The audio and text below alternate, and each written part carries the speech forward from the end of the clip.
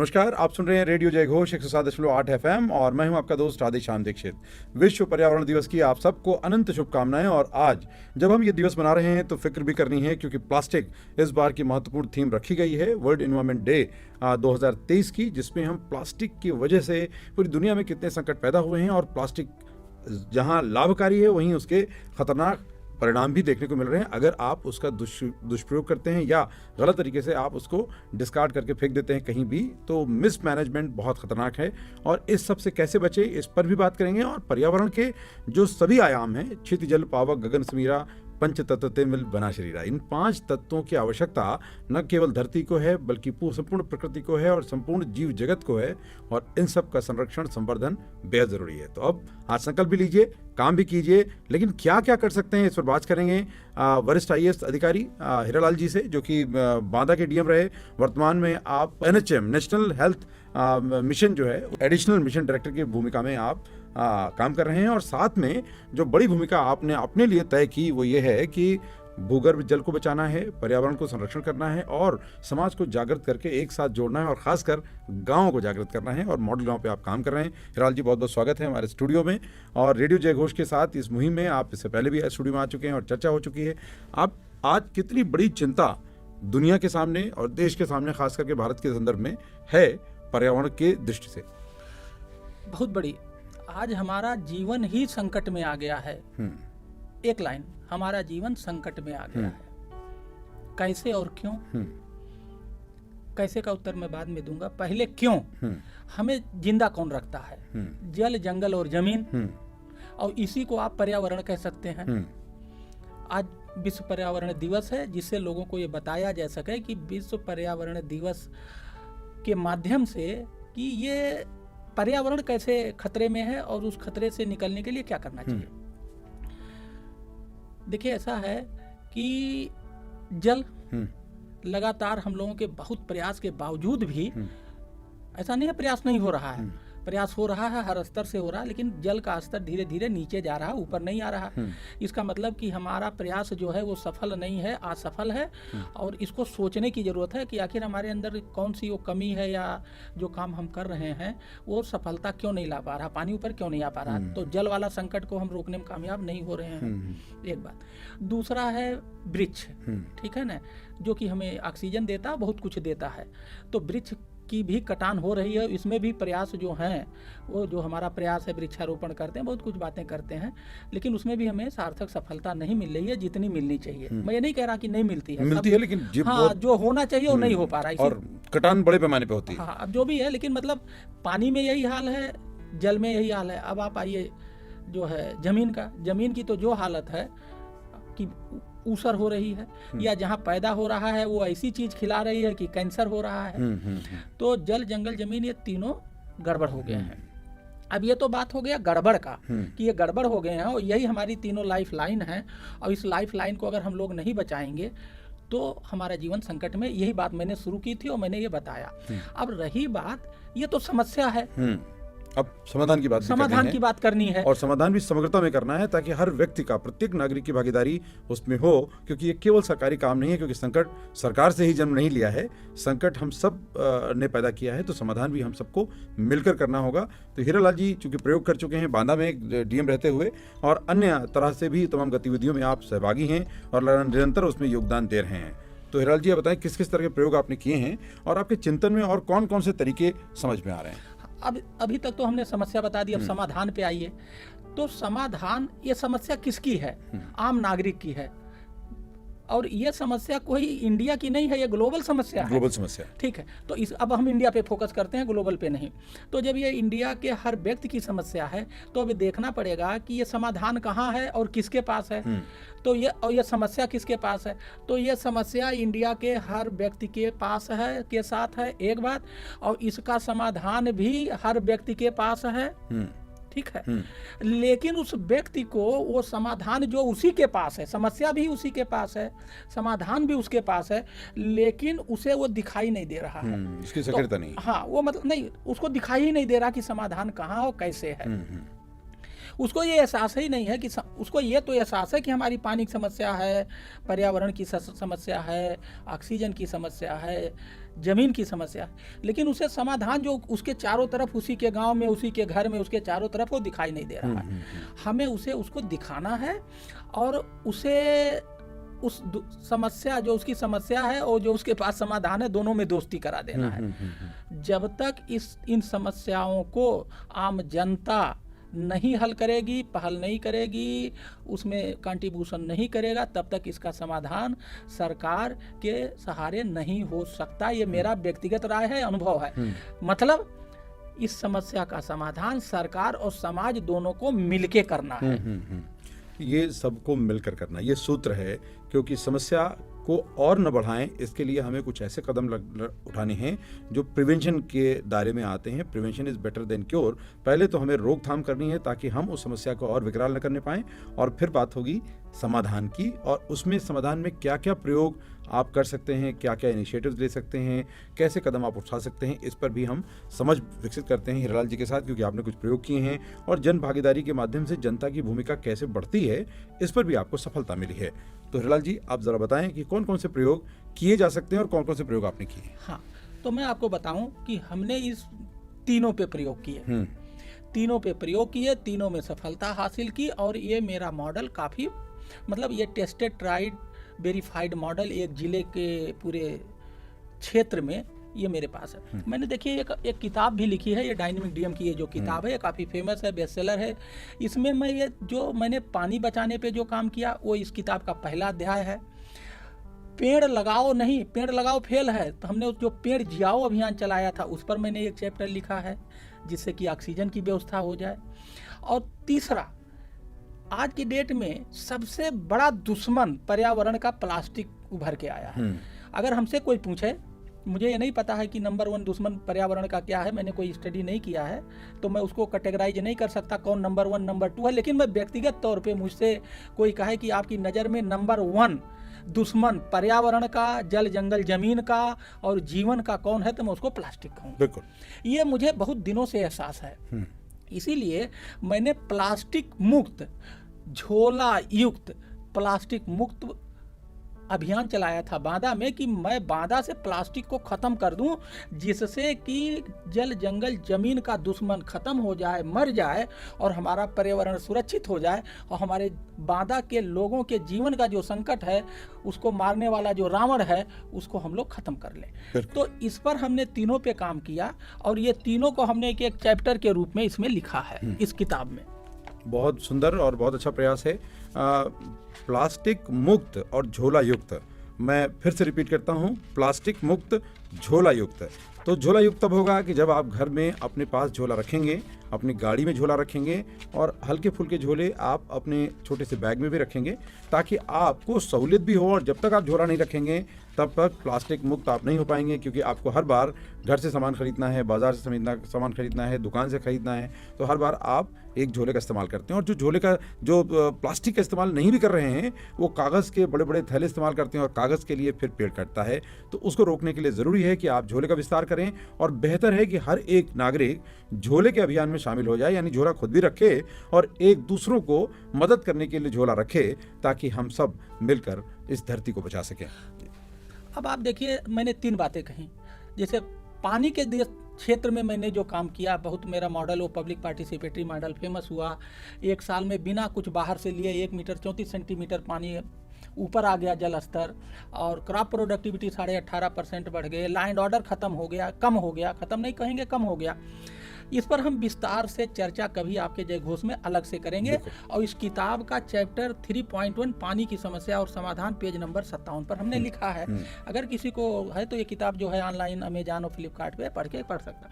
दूसरा, पेड़ जियाओ अभियान, पेड़ लगाओ अभियान का जो कॉन्सेप्ट हर साल जो हम करते हैं, वो अभियान जो है मेरे नज़र में जो उसका उद्देश्य है वो पूरा नहीं कर पा रहा। पेड़ लगाते हैं वो मर जाता है, तो हम पेड़ इसलिए थोड़ी लगाते हैं कि मर जाए। तो हमने इसका नाम बदला, उसका नाम पेड़ लगाओ की जगह पेड़ जियाओ अभियान चलाया। ठीक है, इसमें हमने इनोवेशन किए। इसको हमने चैप्टर नंबर 3.6 पर पेज नंबर 104 में लिखा। हम आज इस पर भी बात नहीं करेंगे डिटेल में। अगर किसी को इसकी डिटेल जानना है, मैंने क्या किया, कैसे किया, कब किया, क्यों किया, ये लिखा हुआ। आज हम आपको प्लास्टिक पे बात करेंगे, क्योंकि इस बार का जो थीम है वो प्लास्टिक भगाओ, प्लास्टिक हटाओ, जो भी कुछ कह लीजिए, प्लास्टिक हटाओ, प्लास्टिक भगाओ, प्लास्टिक कम करो का नारा है। इस पर भी हमने 3.10 चैप्टर में पेज नंबर 137 में इस पर पूरा जो है, जो हमने वहाँ प्लास्टिक में का अभियान चलाया था, उस पर जो है एक चैप्टर लिखा है, और आज हम इसी पे डिटेल पे हम ये बात करेंगे। ये चैप्टर का ये है प्लास्टिक हटाओ अभियान। तो प्लास्टिक हटाओ अभियान में हमने क्या किया, इसकी शुरुआत इस किताब में 4 लाइन, वहाँ के एक नजर आलम साहब थे और उर्दू की अच्छी शायरी करते थे, उन्होंने लिखा है, वहीं से मैं इस समाधान कैसे हमने काम किया इसको बताता हूँ। बीमारियों से सबको बचाएगी यह मुहिम, वातावरण को स्वच्छ बनाएगी यह मुहिम, डीएम की है अपील की मुड़ जाइए सभी, पन्नी को छोड़ झोले से जुड़ जाइए सभी। बहुत सुंदर।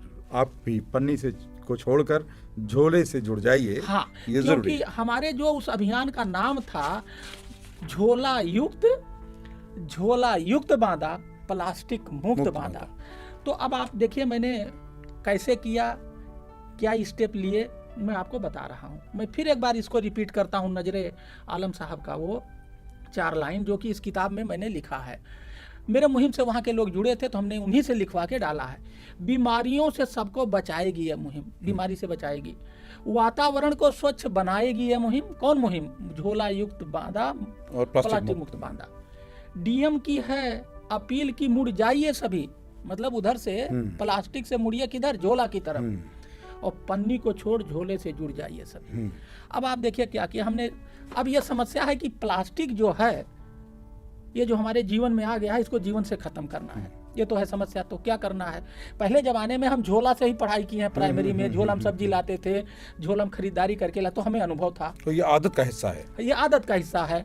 अब लोगों ने प्लास्टिक को, वो झोला बदल के प्लास्टिक का झोला, प्लास्टिक का बर्तन, प्लास्टिक का सब कुछ कर दिया। तो हमने क्या किया, बड़े बड़े लोग जो व्यापारी थे उनसे हमने प्लास्टिक का झोला मांगा, किसका? कपड़े का। हमने कहा आप उस पर बैनर लिखा लीजिए अपनी दुकान का नाम, हमें दे रहे हो तो तुम्हारा पर्चा। और उनको साथ ले करके अगल बगल के गांव, उनके दुकान के अगल बगल के लोगों के दुकानों पर उन्हीं को लेके जाते थे, उन्हीं के हाथ से, और स्वयं हम झोला देते थे। और सबसे अपील करते थे कि भाई अब प्लास्टिक में ना बेचो, ना प्लास्टिक यूज करो, अब ये झोला यूज करो। तो इससे क्या हुआ, फिर अगले दिन पेपर में छपा, इसको एक माहौल बना कि डीएम साहब प्लास्टिक के लिए काम करें। तो बड़े लोगों से झोला लेना, गरीब लोगों को देना और उनको प्रेरित करना। हमने प्लास्टिक झोले का एक अल्टरनेटिव दिया। और ये कोई नई चीज नहीं है, वो पहले करते थे। हमने कहा भैया ये बदल लो, बस इतनी बात है। तुम कहोगे भैया हम झोला कहाँ है, तो हम तुमको झोला फ्री में दिलवा दे रहे हैं। तो एक तो मैंने ये झोले का खूब प्रचार प्रसार किया, एक बात। दूसरी बात, हम खाना खाते हैं किसमें? प्लास्टिक के बर्तन में, अरे प्लास्टिक के बने बर्तन में। तो प्लास्टिक के बर्तन को हटाया। हम पुराने जमाने में जब शादी उदी होती थी घरों में, हम लोग मिट्टी के बर्तन में खाते थे, पत्तल में खाते थे, ये सब चीज़ें मुझे याद था। तो हमने क्या किया, जितने वहाँ कुम्हार थे सबको दीपावली पे बुलाया। क्या, दीपावली के कुछ दिन पहले उनको बुलाया, उनकी पूरी बैठक करी डीएम हॉल में, और उनसे कहा कि अब आप लोग ये बनाना शुरू करो। आपको मिट्टी के बनाने के जो ठेके सरकार देती है वो मैंने दिलवाया। और जिस दिन दीपावली थी, दीपावली के दिन सारे अधिकारी, एसडीएम अपने क्षेत्र में, तहसीलदार अपने क्षेत्र में, बीडीओ अपने क्षेत्र में, मिठाई और फूल माला लेकर के हम लोग उनके घर गए। किसके?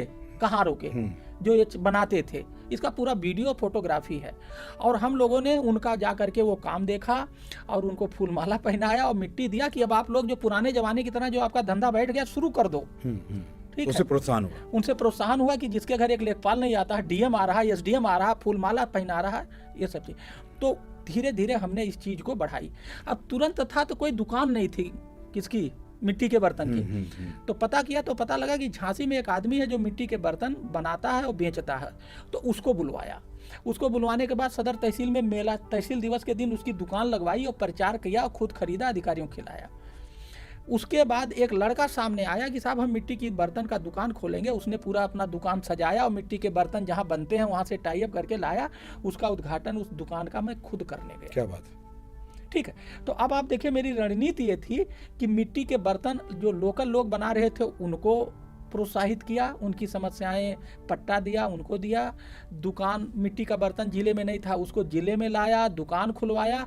और फिर बाद में एक आदमी आया कि हम 50 लाख का एक फैक्ट्री लगाना चाहते हैं मिट्टी के बर्तन का। उसको लगा कि अब ये मार्केट बन गई है। हमने उसको भी मदद की एजेडीएम।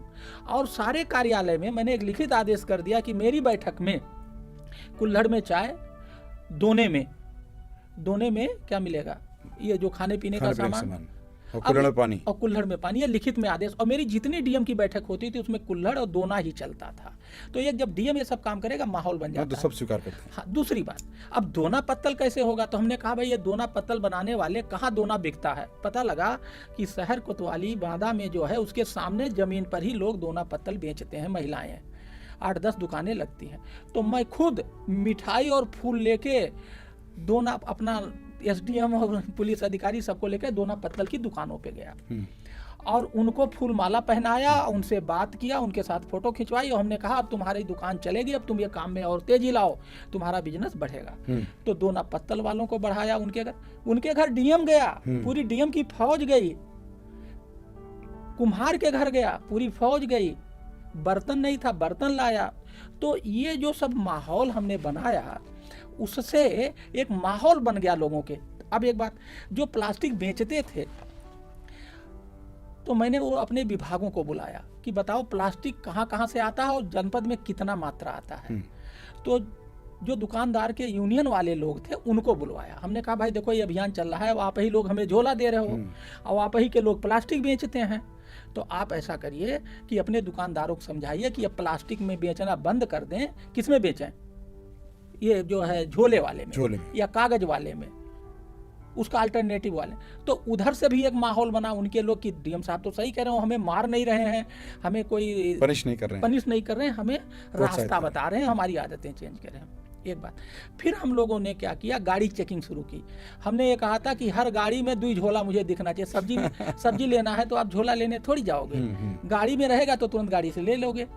तो हमारा ये फिलॉसफी थी कि हर आदमी के गाड़ी में 2 झोला होना चाहिए। तो हम लोगों ने एक अभियान चलाया कि सबकी गाड़ी में 2 झोला हो, जिससे तुम्हें जो भी खरीदना हो तो इसी झोला में खरीदो। अगर झोला नहीं रहेगा तो पहले थोड़ी झोला लेने घर जाओगे तब सब्जी खरीदोगे। ये मतलब ये हमारे आदतों के परिवर्तन के लिए ज़रूरी है कि हम बार बार उस विषय पर सोचें, विचार करें और उस चिंतन के साथ जुड़ें, उसको स्वीकार करें और जो स्वीकार किया है उस पर अमल करें, क्योंकि अमल करेंगे तभी परिवर्तन होगा। सभी जागरूक हैं, सभी जानते हैं कि हमारी कौन सी आदतों से हमारे स्वास्थ्य को नुकसान पहुंच रहा है, हमारी कौन सी आदतों से पर्यावरण को नुकसान पहुंच रहा है और हमारी कौन सी आदतों से हमारा पानी वेस्ट हो रहा है। और उस पानी को अगर हम सदुपयोग कर लेंगे तो तमाम ऐसे वृक्ष जिनको पानी नहीं मिल पाता है वो पानी हम उनको दे देंगे और इस तरह से पेड़ जियाओ का हमारी जो मुहिम है वो भी सफल होगी। और ये सब हम सबको मिलकर करना है। केवल दिवस के अवसर पर दिवस में सम्मिलित हो जाना पर्याप्त नहीं है, बल्कि हर दिन पर्यावरण का दिन होना चाहिए, क्योंकि आप हर दिन ऑक्सीजन ले रहे हैं, हर दिन आप पानी का इस्तेमाल कर रहे हैं, हर दिन आप आहार ले रहे हैं और ये सब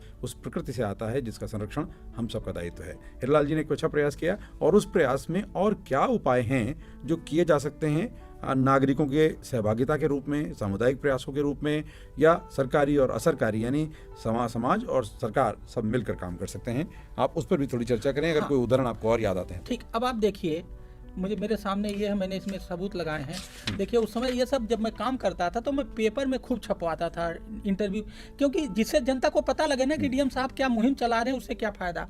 कपड़े के थैले से लैस नजर आएंगे अधिकारी कर्मचारी, देखो ये हेडिंग लगी है, उस समय का पेपर है, ठीक है। और ये लिखा है कुम्हारों को डीएम की सौगात, देखिए ये न्यूज लगी है। ये उस समय के जो न्यूज लगे थे, मैंने सबूत में इसको लगा। दोना पत्तल बेचने वाले सम्मानित फुटपाथी दुकानदारों को डीएम हीरालाल ने माला पहनाकर मिठाई दी, देखिए फोटो लगा है। तो वो जो उस समय में काम करता था मीडिया मैनेजमेंट के माध्यम से, जिससे एक माहौल बना और ये बड़ा अच्छा माहौल बना, लोगों ने इसको बहुत अप्रिसिएट किया, मीडिया ने इसको कवर किया। अब आप ये सोचिए, ये 2018 में मैंने 2018 से शुरू किया, 19 और 20 फरवरी तक किया। आज जिस बात को लेकर लोग सोच रहे हैं और उस पर काम करने की कोशिश कर रहे हैं, मैं 4 साल पहले ये काम कर चुका हूँ।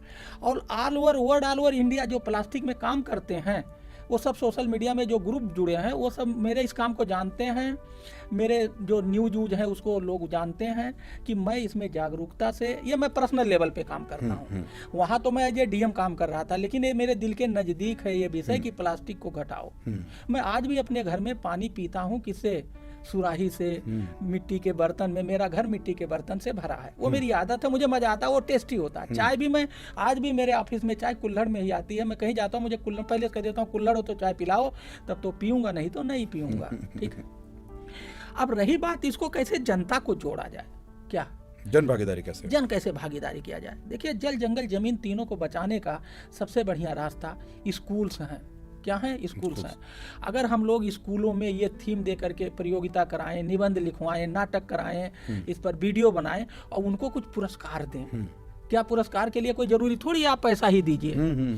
आपने निबंध पूरे स्कूल में निबंध लिखा दिया और उसमें कंपलसरी कर दीजिए कि सभी बच्चे निबंध लिखेंगे, तो इसी बहाने वो लिखेगा। प्रतिभा का विकास भी हाँ, क्लास वाइज एक 2 3 दे दीजिए, तो उससे क्या होगा, उसको एक सर्टिफिकेट मिल जाएगा। इसी में वो अब क्या हुआ, वो सब उसके दिमाग में आइडिया घुस गया। जब तक उसको ये नहीं पता लगेगा क्या कि इससे नुकसान क्या है, वो मानेगा नहीं, आदत बदलेगी नहीं। तो हमें इस पर निबंध लिखाना चाहिए, मतलब प्लास्टिक के विरुद्ध में। ठीक है। और अगर ये हम लोग कामयाब हो गए और उसी से ये कह दिया जाए कि तुम ये तो पालन करोगे अपने जिंदगी में, अपने घर वालों को भी समझाओगे, पड़ोसी को समझाओगे, उसको प्लास्टिक रिमूवल का ब्रांड एम्बेसडर बना दिया जाए। अभी इस पर थोड़ा सा तरीके से काम किया जाए तो परिणाम मिलेगा। और मेरे ये दिमाग में आइडिया है कि इस पर काम करने की जरूरत है, और ये बिना पैसे का गवर्नेंस है, ये इसमें कोई पैसा खर्च नहीं आएगी, केवल एक मैनेजमेंट है, और इससे बहुत ही बढ़िया रिजल्ट आएगा। बिल्कुल। और इसमें एक जन जागृति के साथ में बच्चों के अंदर समाज से जुड़े हुए महत्वपूर्ण विषयों पर चिंतन भी विकसित होगा और साथ में उनकी समझ विकसित होगी, और उनको एक जिम्मेदार नागरिक के तौर पर हम भविष्य के लिए तैयार भी कर पाएंगे, ताकि भविष्य में और जो संकट बढ़ने वाले हैं उनसे भी निजात दिलाने में हम सब एकजुट हों, मुहिम के तौर पर काम करें। और ये सब जो प्रयोग हीरालाल जी ने बतौर डीएम रहते किए और उसके बाद भी स्वतंत्र रूप में अब मॉडल गांव के एक इनिशिएटिव के तौर पर ये कर रहे हैं, उन सब के बारे में भी आप जान सकते हैं और जानिए। और कुछ और विषयों पर आपसे चर्चा करेंगे, लेकिन एक छोटे से अंतराल के बाद। सुनते रहिए रेडियो जय घोष।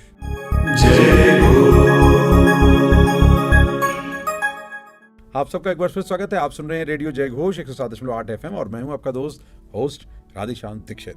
और आज विश्व पर्यावरण दिवस के मौके पर कार्यक्रम विमर्श में हम बात कर रहे हैं वरिष्ठ IAS अधिकारी हीरालाल जी से, कि जिन्होंने कई तरह के रचनात्मक प्रयोग किए हैं और पर्यावरण संरक्षण में न केवल अपनी भूमिका सुनिश्चित की है बल्कि समाज को भी सहभागी बनाया, और ये बेहद महत्वपूर्ण है।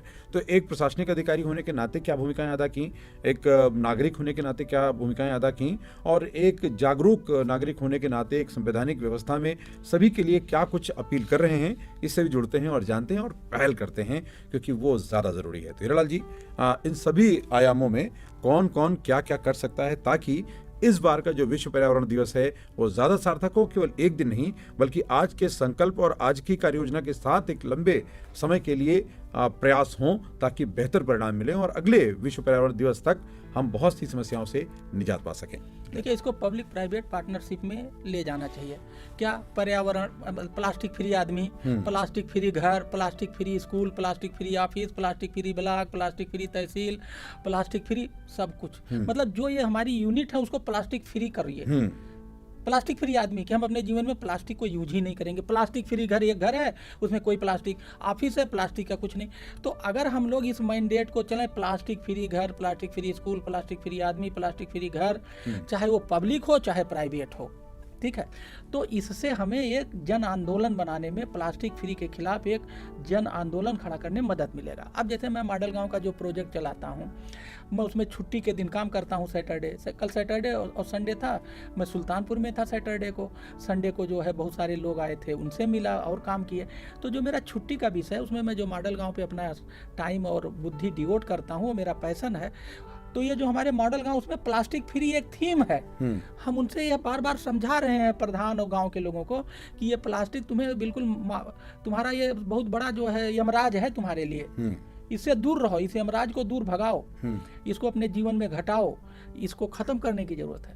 तो इस पर हमारा एक वो होता है क्या, मुहिम होती है और इस पर बातें होती हैं और इस पर चीत होती है, तो ये एक बहुत अच्छी चीज़ चल रही है और ये काफ़ी अच्छा चल रहा। तो हमें ये पब्लिक प्राइवेट पार्टनरशिप में अगर हम ये हवा बनाएं और इस पर काम करें, प्लास्टिक फ्री आदमी, जैसे मैं प्लास्टिक फ्री आदमी हूँ, क्यों? पहले तो मेरे दिमाग में प्लास्टिक नहीं है, मैं पहले दिमाग में जो प्लास्टिक था वो गायब हो गया। फिर मैं कुल्हड़ में चाय पीता हूँ, सुराही पानी पीता हूँ, पत्तल में खाता हूँ, या मैं स्टील के बर्तन में खाऊंगा, मिट्टी के बर्तन में, तो मेरा प्लास्टिक फ्री आदमी। Plastic free office, plastic free student, plastic free school.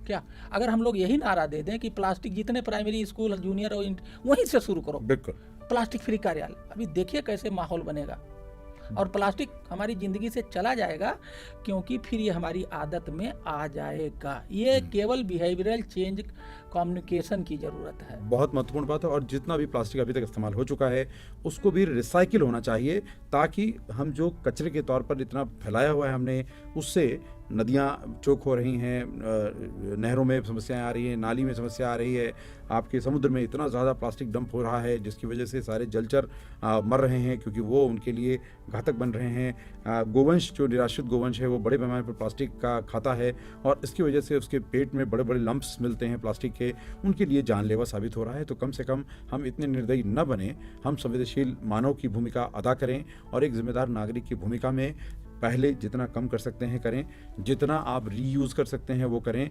जितने वैकल्पिक साधन हैं उनको हम ज़्यादा जल्दी से प्रयोग करने की गति को बढ़ाएं और दूसरों को भी इसमें सम्मिलित करें। जैसे पिक्चर देखने के लिए हम आग्रह करते हैं और 4-5 लोग एक साथ जाते हैं, वैसे ही झूले के लिए आग्रह करें, वैसे ही पेड़ों को बचाने के लिए आग्रह करें, वैसे ही पानी के जो दुरुपयोग है उसको भी रोकें। अपनी जो मोटर आप घर में चलाते हैं उसको संतुलित करें। बेहतर है कि वो पानी भी जिसको आप किसी एक इस्तेमाल में ला रहे हैं वो दूसरे इस्तेमाल में आ सके। जैसे बर्तन धोने वाला पानी पौधों को मिल सके तो वो दोहरा इस्तेमाल होगा। और इस तरह के लिए आपको अपने आधुनिक घरों में भी कुछ परंपरागत प्रयोग करने होंगे, और यदि आप ऐसा करते हैं तो हमारा जीवन सफल होगा, हमारे प्रयास सफल होंगे और उसके बेहतर परिणाम समाज को अच्छे परिणाम देने की दिशा में आगे बढ़ेंगे। तो आज के इस विमर्श कार्यक्रम में हीरालाल जी को बहुत बहुत स्वागत, बहुत बहुत धन्यवाद कि आपने हमारे साथ ये चर्चा की है, और आप सबको आभार कि आपने इस चर्चा को सुना है और ज़्यादा लोग सुने। इसके लिए जो हमारा डिजिटल प्लेटफॉर्म है जय घोष, उसको आप शेयर करें, लाइक करें, सब्सक्राइब करें और साथ में अन्य मित्रों को हमारा जो मोबाइल ऐप है रेडियो जय घोष गूगल प्ले स्टोर पर उसको शेयर करें, ताकि ज़्यादा से ज़्यादा लोग उसको और सुनेंगे और इस बात को गुनेंगे और बदलेंगे। हम बदलेंगे तो जग बदलेगा। धन्यवाद। सुनते रहिए रेडियो जय घोष। जय घोष।